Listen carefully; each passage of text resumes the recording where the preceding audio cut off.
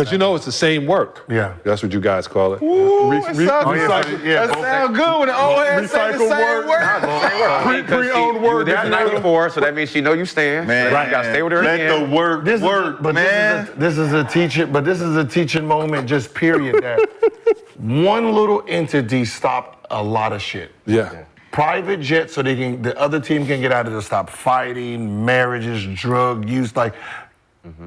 Yeah. It didn't stop the work. No, but it stopped the work from you two fighting. It stopped the work from you two fighting over there working the club. Well, she just worked somewhere else. She went to work somewhere else. Yeah. But as I said, because probably that's what they were fighting over. The girl that one of them probably brought in, she probably messed with one of them, and they fighting in the club about it.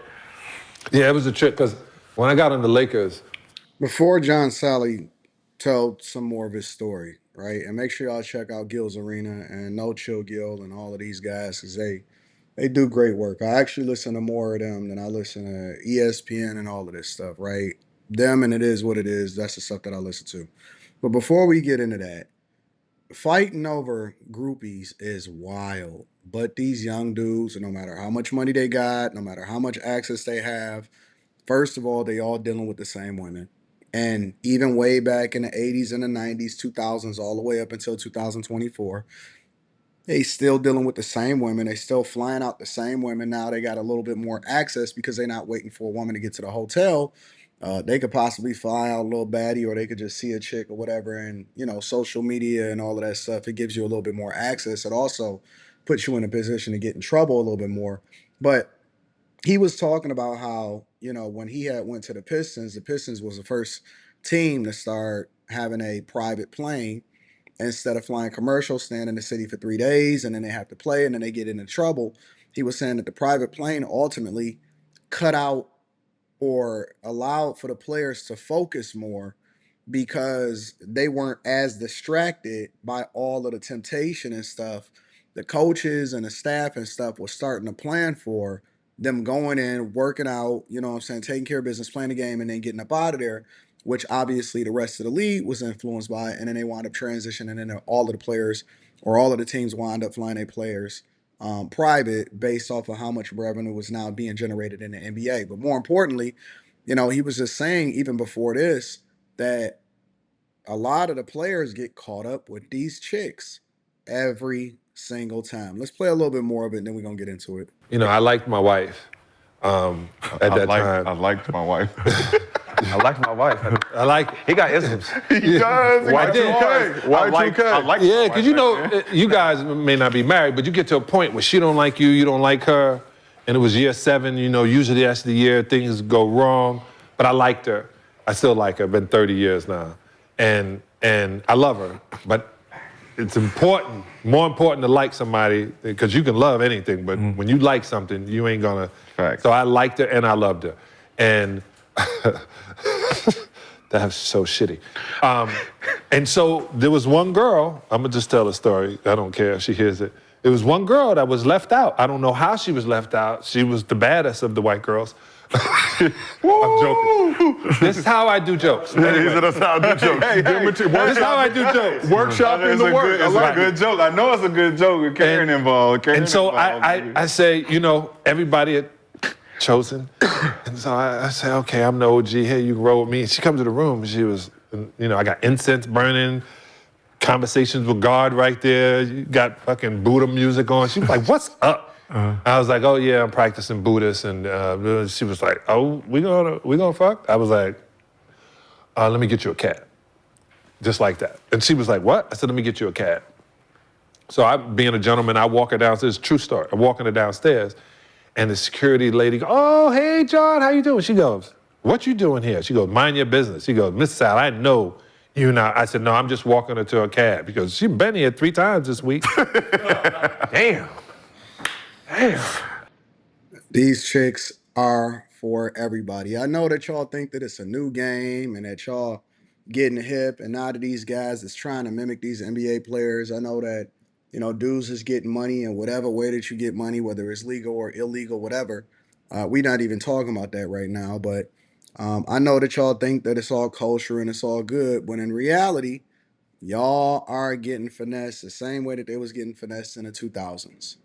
And these chicks are for everybody. You falling in love, you flying them out, you simping, you spending money on them, and they got a whole roster of you, and all they want to do is get bust down. Y'all crashing out for these chicks, posting them on your story, posting them on Instagram, and all of this stuff. And they are literally for everybody. Let me say that again. They are literally for everybody. How guys came up with this narrative of she's for the streets and stuff like that didn't just come up based off of a talking point. It came up based off of historical significance, meaning that there's been a period of time to where guys have been finesse, understand the game, play it differently, move differently. But basically, it's been a period of time to where you learn, you evolve, you learn, you grow, you understand things a little bit better, you making adjustments, you move differently. But ultimately what it comes down to is that, man, the nature of women have been the same for a long time. The problem with guys today, more than any other time that I've been alive, is that they cannot tell the difference between a chick that's for the streets and a chick that's a wife. And it is a difference. It is a huge, a massive difference. And so y'all conflating the two. And I've seen more guys talk about baddies or getting a baddie or a chick over in Miami and stuff like that, or a Arkansas 9 is a Miami 7 or something like that. Man, they are all the same. And the problem with a lot of these guys is that they messed up the game and they started to pedestalize these women based off of their desires, based off of Instagram. Because before, you either just had to hear the stories or you had to be there. You know what I'm saying? You couldn't experience it based off of TV. You couldn't experience it because they didn't have Instagram and social media to that extent. You couldn't experience it to the way that you experience it now. Now, everybody got access. I mean, you can go and send a message over to your favorite player. You can go and hit a chick up in the DMs. Whether she responded or not is a completely different conversation. But you know what I'm saying? You get enough significance or you get some bags or you become great. You ain't even got to be none of that. You just got to be a real one. You know what I'm saying? And then ultimately, if you play it the right way or you move out, man, I shoot out messages to people for content all the time. All the time. I don't reach out to these people's publicists and stuff like that. Man, if I want somebody on my pod or I want to get them on a black couch and have them interview, or if I want them to come on a platform, and I'm just saying in general, I ain't even talking about just bad chicks, but it be chicks too. Man, they going. They going all day long, and all of them research you. All of them trying to figure out whether you got a bag. All of them trying to figure out whether or not you him. And it don't mean that they get nothing. It don't even mean that they gonna ask for nothing. 9 times out of 10, they don't ask for nothing. They just going. But you over there leading with your money, and they gonna do it for the clout. Now we know that NBA players, to a larger extent, is also the biggest tricks out in the game. You know what I'm saying? So the game is all messed up for a lot of these people.